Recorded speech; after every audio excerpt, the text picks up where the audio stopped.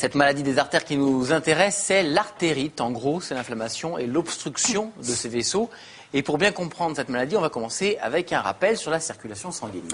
Oui, tout commence au niveau du cœur, par la plus grosse artère de l'organisme, l'aorte, c'est celle-ci, voilà, qui va monter puis descendre dans l'organisme. Et ça, c'est très schématique, mais enfin, elle se divise absolument partout, à tous les niveaux, pour donner... Vraiment, il y en a partout pour donner des artères qui vont être de plus en plus fines. Ça va être à la fin des artérioles qui vont transporter le sang riche en oxygène et en nutriments à tous les organes de notre corps. Et leur diamètre va continuer à diminuer jusqu'à ce qu'elles rencontrent les capillaires. C'est ce qu'on vous a schématisé ici, ces capillaires, qui est la zone d'échange entre les artères et les veines. Dans cette zone d'échange, le sang se décharge de l'oxygène et se charge en déchets, et ensuite ça repart donc dans les veines. Le problème, c'est qu'avec le temps, les artères se fatiguent, les parois des artères deviennent plus fragiles, et si on mange trop sucré, trop salé, trop gras ou qu'on fume, eh bien toutes ces substances vont petit à petit agresser la paroi des artères. Vous allez voir le résultat tout de suite sur une animation. Voilà, alors vous voyez ici une artère, pardon, une coupe d'artère, ici c'est la paroi musculaire, et là, à l'intérieur, la muqueuse qui est en contact avec le sang. Sang qui est symbolisé ici soit par le rouge, les globules rouges, par les plaquettes en bleu, et par en jaune, ce sont les particules de graisse, le mauvais cholestérol. Le LDL cholestérol. Le LDL cholestérol, quand il se retrouve en trop grande quantité dans le sang, quand on mange trop de graisse et que le foie n'arrive plus à l'éliminer du fait de l'âge ou d'une prédisposition génétique. Voilà, vous voyez que la paroi interne, de plus en plus fragilisée, va devenir perméable à ce cholestérol. Elle le laisse entrer à l'intérieur de sa paroi. Il va du coup s'accumuler et déclencher une réaction inflammatoire. Et le résultat, c'est tout ce qui est en jaune, c'est cette fameuse plaque d'athérome. Là, deux scénarios possibles. Au fur et à mesure que la plaque grossit, vous voyez bien que l'intérieur de l'artère va diminuer. Ce qu'on appelle la lumière. Voilà, le sang a beaucoup plus de mal à passer et les tissus vont souffrir du manque d'oxygène. La douleur apparaît au moindre effort, c'est ce qu'on appelle l'athérosclérose. Si cette plaque se fissure, les substances inflammatoires vont entrer en contact avec les globules rouges et les plaquettes et provoquer la coagulation du sang. Vous allez voir un caillot. Voilà. Et un caillot va venir se former. On a schématisé ça en blanc. Voilà, ce caillot se forme, c'est ce qu'on appelle une thrombose. Regardez ici sur ces coupes histologiques.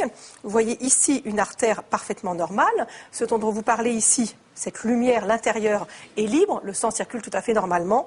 Ici, vous voyez la formation de cette plaque ici d'athérome, là de ce caillot, et vous voyez qu'il reste très très peu de place au sang pour passer. Et ce caillot peut lui aussi se détacher et circuler dans les artères. Si ça se produit dans les artères qui nourrissent le muscle cardiaque, dans les coronaires, le risque c'est l'infarctus du myocarde, donc le cœur. Si ça se produit au niveau des artères de la jambe, là c'est l'artérite des membres inférieurs avec le risque de gangrène. Vous savez, on vous en a parlé lundi, ça aboutit à la nécrose des tissus. Enfin, si ça se passe au niveau de la carotide, l'artère du cou qui est ici, qui transporte le sang du cœur vers le cerveau, une partie du cerveau risque alors de manquer d'oxygène et de provoquer un accident vasculaire cérébral. Il faut donc évidemment agir très vite. Différentes techniques chirurgicales existent. Mélanie Morin, Claire Feinstein ont assisté à l'une d'elles. Attention, ce sont des images de chirurgie. À 62 ans, ce patient souffre d'une maladie courante, l'athérosclérose. Des plaques de cholestérol obstruent certaines de ses artères et notamment sa carotide, une grosse artère située dans son cou. S'il se fait opérer, c'est pour retirer ce dépôt qui empêche son sang de bien circuler et pourrait provoquer un accident vasculaire cérébral. Sur cette grosse artère ici, à l'endroit où cette carotide se bifurque, nous avons ici la carotide interne qui monte ici vers le cerveau. Ce qu'on peut voir juste à son origine, un rétrécissement en forme de sablier, et puis au-dessus, une image un petit peu inhabituelle.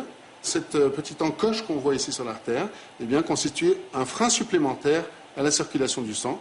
Donc l'intervention pour ce patient consiste à enlever la plaque carotidienne qui s'est formée à l'intérieur de l'artère qui cause ce rétrécissement dont nous avons parlé. Le chirurgien commence par inciser le cou du patient sur une dizaine de centimètres. Au fur et à mesure de sa progression, il retire du muscle et de la graisse. Au bout de quelques minutes, la carotide apparaît enfin. Des lacets sont placés sur les 3 branches qui la composent pour bien les repérer. Vous voyez, je mets un petit peu en tension ce lacet et vous voyez que la carotide primitive va monter vers nous, ce qui rend la chirurgie plus facile, l'exposition meilleure, tout le monde voit mieux. Et pour y voir encore plus clair, le chirurgien chausse ses lunettes grossissantes. L'étape est délicate, il faut stopper la circulation sanguine dans chacune des branches de la carotide. Vous voyez, on pose cette pince sur l'artère, ça s'appelle un clan, et le fait de la serrer, ça interrompt la circulation. Et on ne serre pas trop fort, c'est une artère qui est fragile. Voilà. Maintenant que la circulation est interrompue complètement, on va pouvoir ouvrir l'artère et on va l'ouvrir pile à l'endroit où elle est malade. Voilà. L'artère est coupée totalement. C'est un tuyau qui est encrassé. Place alors au grand nettoyage de l'artère. Il ne faut pas moins de 4 mains pour la débarrasser des dépôts qui l'obstruaient.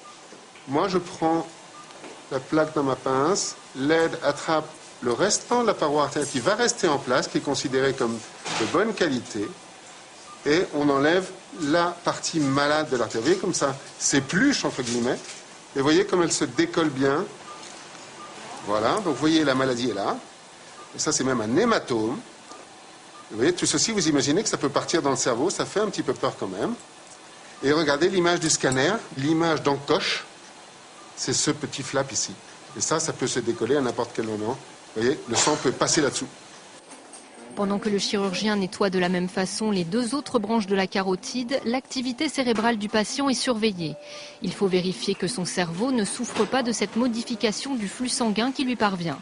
Tout est sous contrôle, reste à refermer et relier les branches de la carotide. Et maintenant, par une série de petits points, on va réimplanter cette artère dans celle-ci. La circulation sanguine peut maintenant être rétablie. Impeccable. On a reconstruit la bifurcation, mais cette fois-ci, il n'y a plus de rétrécissement du tout. Le sang passe normalement. Le muscle et la peau du patient sont refermés. Une colle spéciale lui permettra de cicatriser sans pansement. Il reverra son médecin d'ici 3 mois pour vérifier la bonne circulation du sang dans sa carotide. Alors la carotide n'est pas la seule artère qui nourrit le cerveau à pouvoir être lésée. D'autres artères sont concernées, comme l'artère temporale, notamment dans la maladie de Horton. Ah, oui, je regardais juste. C'est que l'artère temporale. Voilà, cette carotide, là, vous la reconnaissez bien, c'est celle-là qui va irriguer le cerveau.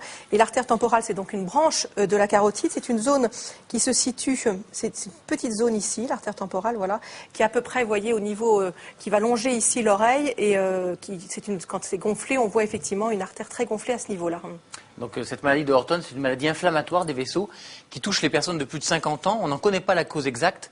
Il ne s'agit pas d'accumulation de déchets qui abîmeraient les artères, mais plutôt d'une réaction auto-immune. Cela signifie que les défenses de l'organisme attaquent ces cellules comme si elles étaient étrangères. Preuve que ce système de défense est déréglé, la présence accrue dans la paroi de l'artère de cellules immunitaires appelées les cellules géantes.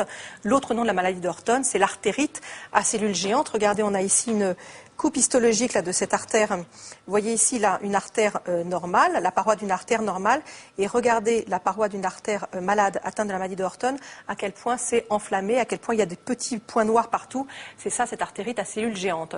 Depuis 5 ans, Michel souffre de cette maladie. Elle a raconté à Alexandre de Laval et à Mélanie Morin ses premiers symptômes qui sont devenus de plus en plus gênants. Après des années de souffrance, Michel parvient enfin à mettre des mots sur ses mots. À 79 ans, elle est atteinte de la maladie de Horton, une maladie artérielle qui touche les plus de 50 ans. J'avais mal dans la tête par moments, puis j'avais l'impression que ça bougeait de place. Par moments, j'avais mal derrière. D'un seul coup, c'était un peu fulgurant. J'étais vraiment fatiguée. Puis j'ai eu des accès de fièvre assez importants. J'avais maigri beaucoup. L'état de santé de Michel préoccupe alors beaucoup sa famille. Son fils, habitué à la voir très active, constate qu'elle s'affaiblit de jour en jour. Au début, il y avait quand même une certaine inquiétude dans sa façon de marcher, ses réactions. Il ne pouvait plus trop bouger, maman conduisait beaucoup de moins en moins. Des réactions un petit peu de fatigue plus importantes que la normale.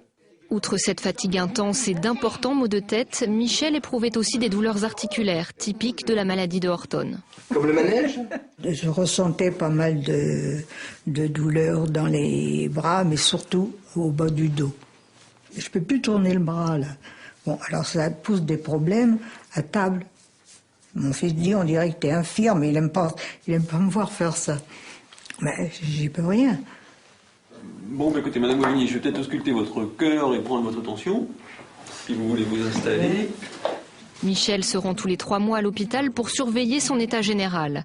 Elle prend un traitement à base de cortisone qui diminue l'inflammation de l'artère à l'origine de cette maladie.